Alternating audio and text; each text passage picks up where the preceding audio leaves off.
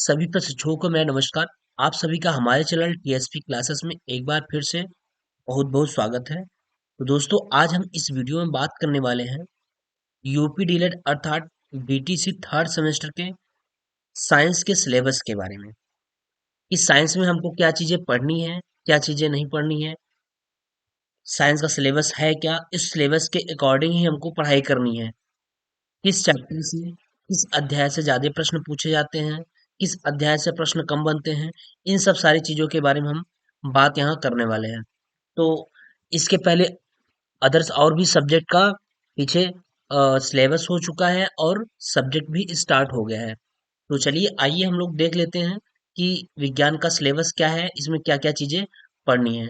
तो अगर आप हमारे चैनल में नए होंगे तो प्लीज हमारे चैनल को सब्सक्राइब कर लीजिएगा और अपने दोस्तों के साथ शेयर अवश्य कर दीजिएगा।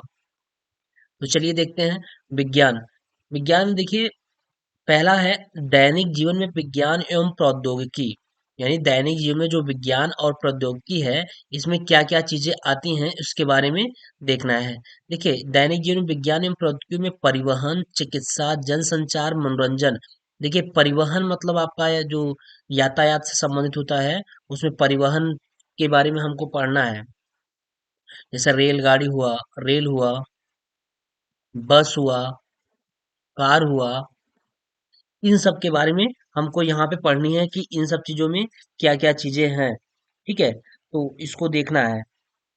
दूसरी बात आती है चिकित्सा जनसंचार। यानी चिकित्सा जनसंचार में देखना है कि चिकित्सा जनसंचार में क्या क्या चीजें हैं, उसको देखना है। ठीक है, चिकित्सा जनसंचार में जैसे आपका कंप्यूटर हो गया, फैक्स हो गया, जैसे कंप्यूटर हो गया, कंप्यूटर हो गया, फैक्स हो गया, टेलीफोन हो गया, टेलीफोन, पेजर, मोबाइल, ये चिकित्सा जनसंचार के साधन हैं। ठीक है, ये चीजें हैं। उसके बाद बात आती है मनोरंजन उद्योग। अब मनोरंजन उद्योग में क्या चीजें हैं, तो मनोरंजन उद्योग में जो भी चीजें उसको भी हमको देखना है कि मनोरंजन में क्या क्या चीजें आती हैं, उन सब चीजों को देख लेंगे। उसके बाद कृषि हुआ, कृषि के बारे में मत्स्य पालन, कुक्कुट पालन, मत्स्य पालन मतलब मछली पालन, ये मछली पालन है, कुक्कुट पालन है। ठीक है, आधुनिक ईंधन है, हमारा जो मॉडर्न ईंधन है, और दूरस्थ मॉडर्न ईंधन के बारे में पढ़ना है कि मॉडर्न ईंधन में क्या क्या चीजें आती हैं।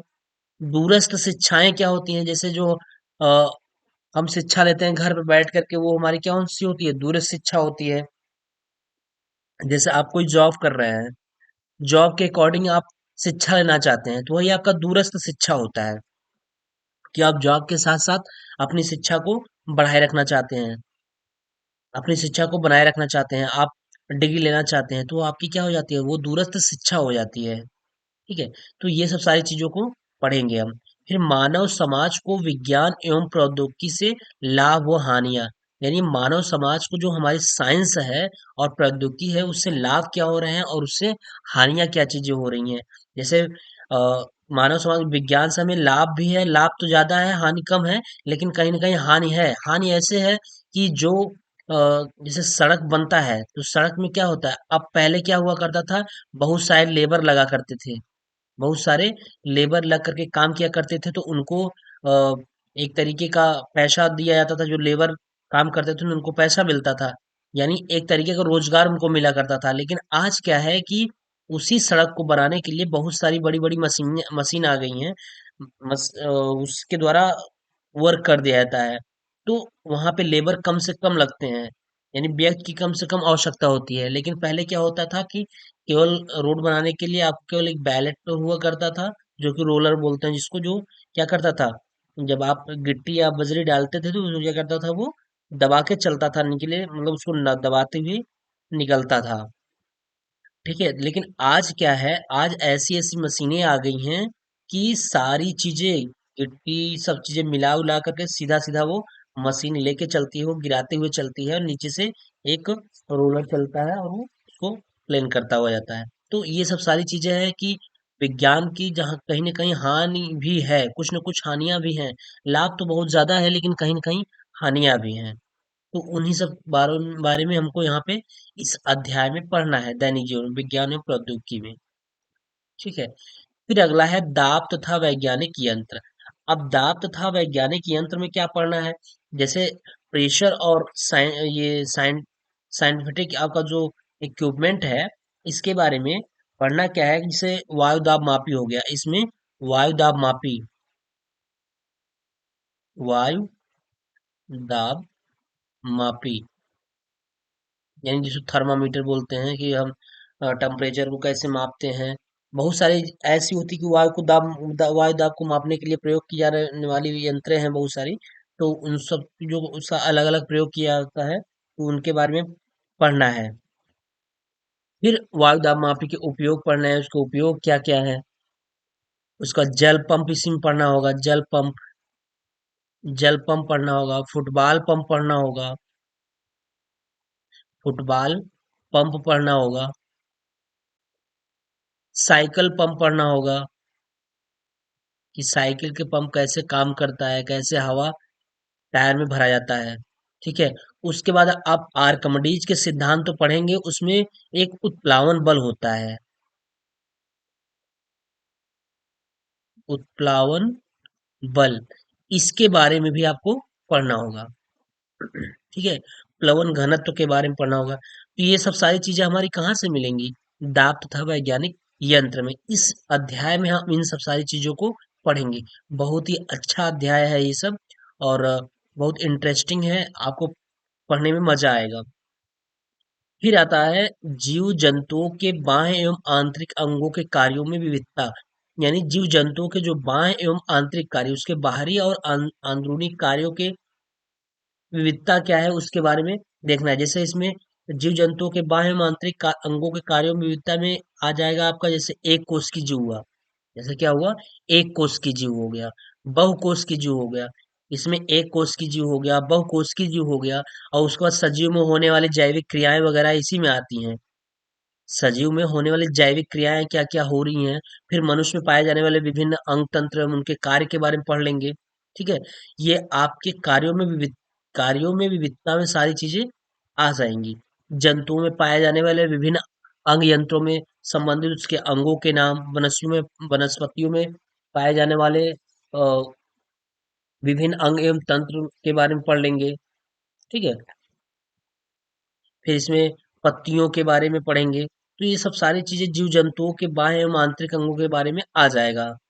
बहुत सारी चीजें हैं। ठीक है। उत्सर्जन, क्रिया, श्वसन, ये सब सारी चीजें इसी में आएंगी। फिर अगला अध्याय है सूक्ष्म जीवों की दुनिया, संरचना तथा उपयोगिता। सूक्ष्म जीव दोस्त या दुश्मन, भोजन पदार्थों का, सॉरी, भोजन पदार्थों का क्या परीक्षण। सूक्ष्म जीवों की दुनिया, संरचना तथा उपयोगिता। देखिए सूक्ष्म जीवों की दुनिया, संरचना तथा उपयोगिता में आप क्या पढ़ेंगे?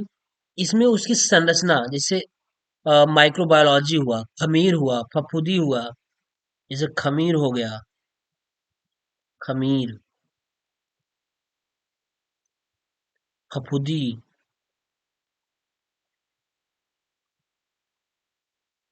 जीवाणु, बैक्टीरिया,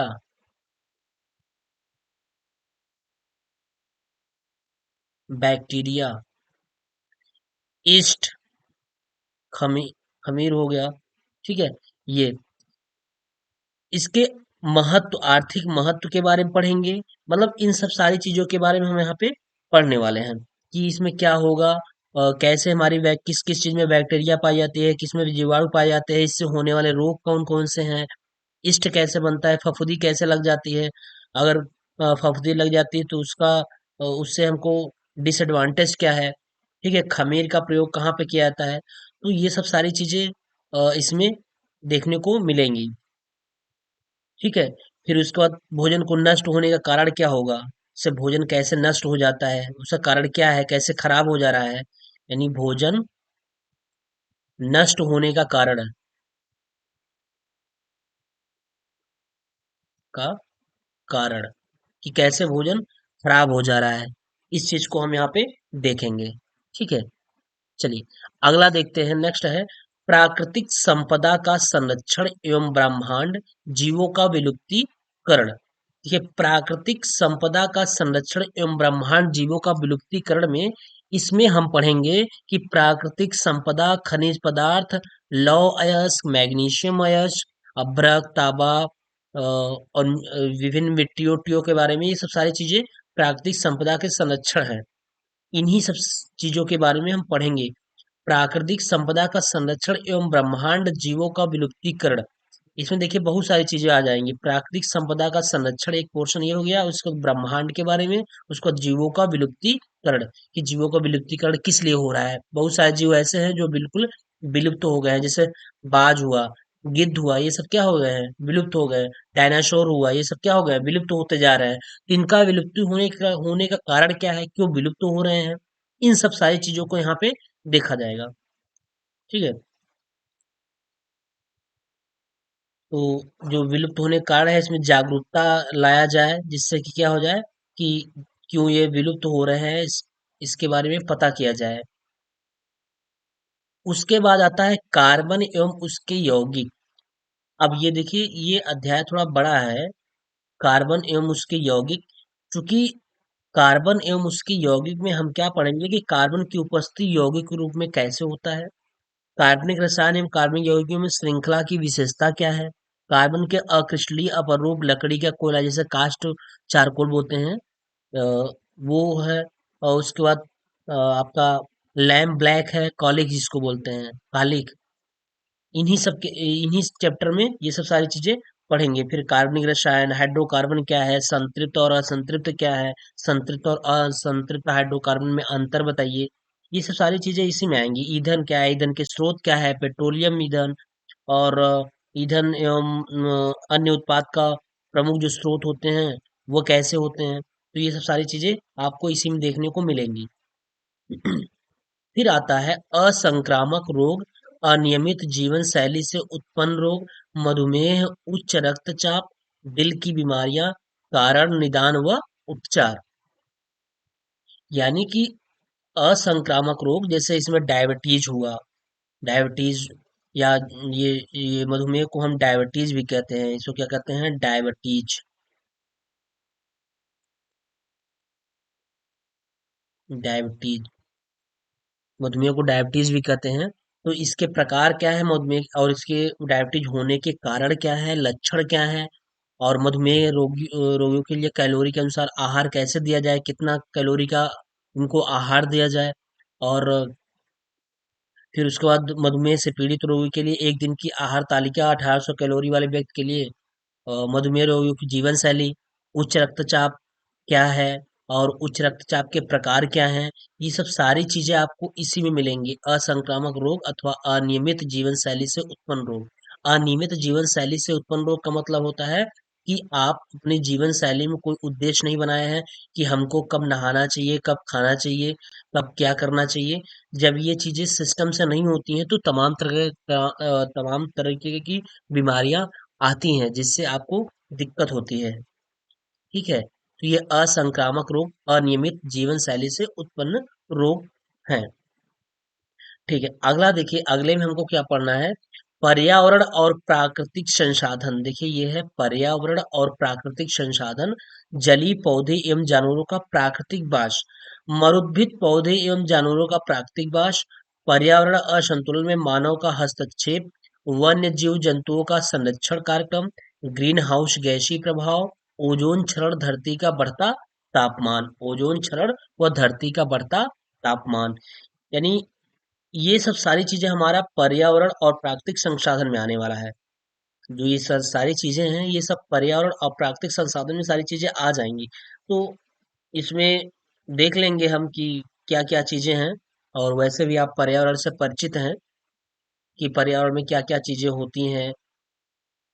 कुछ चीजें हमारे लिए फायदेमंद हैं, बहुत सारी चीजें हमारे लिए नुकसानदेह भी हैं। ठीक है, जैसे आपका ग्रीन हाउस गैस वगैरह हुआ, है ना, और ओजोन क्षरण हुआ, ये सब सारी चीजें क्या होती हैं, खतरनाक हो जाती हैं। धरती का बढ़ता तापमान, धरती का तापमान कैसे बढ़ता जा रहा है, क्यों बढ़ रहा है, टेम्परेचर क्यों हाई होता जा रहा है, गर्मियां अधिक क्यों पड़ रही हैं। तो इन सब का रीजन यह है कि बारिश का न होना।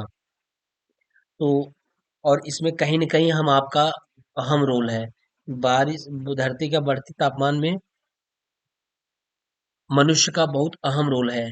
अहम रोल का मतलब ये है कि आप तेजी से पौधों की कटाई कर रहे हैं, वृक्षों की कटाई कर रहे हैं और वृक्ष लगा कम रहे हैं, तो धरती का तापमान क्या होगा, ऑटोमेटिक टेम्परेचर बढ़ता जाएगा। तो इन सब चीजों का सारा श्रेय मनुष्य पे ही जाता है। ठीक है, तो ये सब सारी चीजें यहाँ पे पढ़ी जाएंगी। फिर अगला है उष्मा, प्रकाश एवं ध्वनि उष्मा का मापन, संचरण व संवहन, प्रकाश स्रोत एवं संचरण, प्रकाश का परावर्तन व अपवर्तन, गोली, अवतल व उत्तल दर्पण द्वारा प्रतिबिंब का बनना। देखिए, उष्मा, प्रकाश एवं ध्वनि उष्मा का मापन यानी हीट के बारे में पढ़ेंगे, लाइट के बारे में पढ़ेंगे, साउंड के बारे में पढ़ेंगे, साउंड हीट के बारे में पढ़ेंगे, इसका मेजरमेंट कैसे करना है, इसको कैसे हम मापते हैं, संचरण व संवहन कैसे क्या होती है, किसमें संचरण होती है, किसमें संवहन होती है। जैसे जल होता है तो उसमें क्या होता है, संचरण होता है कि संवहन होता है। ये सब सारी चीजें इसमें देखी जाएंगी। ठीक है, उसका प्रकाश स्रोत, प्रकाश के स्रोत क्या है, प्रकाश हमको कहाँ कहाँ से मिल रही है, कैसे कैसे प्राप्त हो रही है, एवं संचरण, एवं उसको किस तरीके से संचरित किया जा रहा है। फिर प्रकाश का परावर्तन व अपवर्तन, प्रकाश का परावर्तन व अपवर्तन में कई नियम से हैं, उसको हमको वहां पे पढ़ना होगा। ठीक है, और आप ये कक्षा 10th में पढ़े होंगे प्रकाश का परावर्तन और अपवर्तन, कि कब प्रकाश का परावर्तन हो जाता है और कब प्रकाश का अपवर्तन हो जाता है, यानी किस माध्यम में प्रकाश का परावर्तन होता है और किस माध्यम में प्रकाश का अपवर्तन होता है। ठीक है, फिर उसके बाद गोली पढ़ेंगे, गोली दर्पण पढ़ेंगे, अवतल व उत्तल दर्पण पढ़ेंगे। हमारा गोली दर्पण क्या होता है, अवतल व उत्तल दर्पण क्या होता है, अवतल दर्पण व उत्तल दर्पण का प्रयोग कहाँ पे करते हैं, जैसे जो गाड़ियां होती हैं, ट्रक ड्राइवर होता है, उसमें कौन सी दर्पण गई होती है। दर्पण हमारा तीन होता है, समतल दर्पण, एक होता है समतल दर्पण, समतल दर्पण, एक होता है अवतल दर्पण, अवतल दर्पण, एक होता है उत्तल दर्पण, है ना। तो इन सब चीजों का प्रयोग कहाँ पे, कौन कौन से दर्पण का प्रयोग कब कहाँ किया जाता है, तो इन सबको हम इस अध्याय में देखेंगे। कि समतल दर्पण का प्रयोग हम क्या करते हैं, अपने चेहरे को देखने के लिए करते हैं। अवतल दर्पण का प्रयोग कहाँ पे किया जाता है, उत्तल दर्पण का प्रयोग कहाँ किया जाता है, जब कोई ट्रक का ड्राइवर होता है, एक छोटे से शीशे में क्या कर लेता है, पीछे के सारी वस्तुओं को देख लेता है, तो उसमें कौन सा दर्पण प्रयोग किया जाता है। ये सब सारी चीजें इस अध्याय में आएंगी। बिल्कुल आप निश्चिंत रहें, बहुत ही अच्छे तरीके से पढ़ाया जाएगा, बहुत ही चीजें क्लियर करके पढ़ाई जाएगी, कोई दिक्कत नहीं होगा। ठीक है, उसका उत्तल दर्पण द्वारा प्रतिबिंब का बनना, उत्तल दर्पण द्वारा कैसे प्रतिबिंब कब बनता है, कब अनंत बनता है, कब छोटा बनता है, कब बड़ा बनता है, ये चीजें आप देखे होंगे, पढ़े होंगे, हाई स्कूल वगैरह में पढ़े होंगे। ठीक है, तो अगर नहीं भी पढ़े होंगे तो कोई बात नहीं है, यहाँ पे चीजें बिल्कुल बेसिक से पढ़ाई जाएंगी। फिर होगा ध्वनि, संचरण, आवृत्ति एवं आवर्तकाल। अब ध्वनि में संचरण, आवृत्ति एवं आवर्तकाल, टाइम पीरियड के बारे में पढ़ना है। ठीक है, तो ये चीजें आपका है, साइंस का सिलेबस है। तो देखिए आपको जो मैथ है, साइंस है, कंप्यूटर है, ये मेरे द्वारा पढ़ाया जाएगा। उसका अदर और भी जो सब्जेक्ट है वो मैम के द्वारा पढ़ाया जाएगा। तो इससे ये होगा कि किसी को वर्डन नहीं पड़ेगा और आसानी से अपने सब्जेक्टों को बाकायदा समझाते हुए आपको पढ़ाते रहेंगे। ठीक है, तो ये आप अपने सिलेबस को देख लीजिए, उसके बाद आपका क्लासेस आज से कंटिन्यू हो जाएंगी। सारी क्लासेस आपको धीरे धीरे सारी क्लासेस प्रोवाइड करा दी जाएंगी। अगर किसी को कोई दिक्कत है, किसी भी प्रकार की परेशानी है, तो आप प्लीज़ हमारे टेलीग्राम से जुड़ जाइए और वहाँ अपना कमेंट करिए, वो अपने जो भी प्रॉब्लम है आपका वो आप कमेंट करें। और अगर आपको नोट्स चाहिए तो नोट्स हमारे टेलीग्राम पे ही दिया जाएगा, आप हमारे टेलीग्राम पे जुड़े रहिए, वो भी फ्री ऑफ कॉस्ट, कोई कास्ट नहीं है। बिल्कुल हैंड राइटिंग, अपने हैंड राइटिंग में लिखा हुआ नोट्स और सटीक नोट्स, फालतू की चीजें उसमें नहीं रहेंगी, आपको मिल जाएंगी।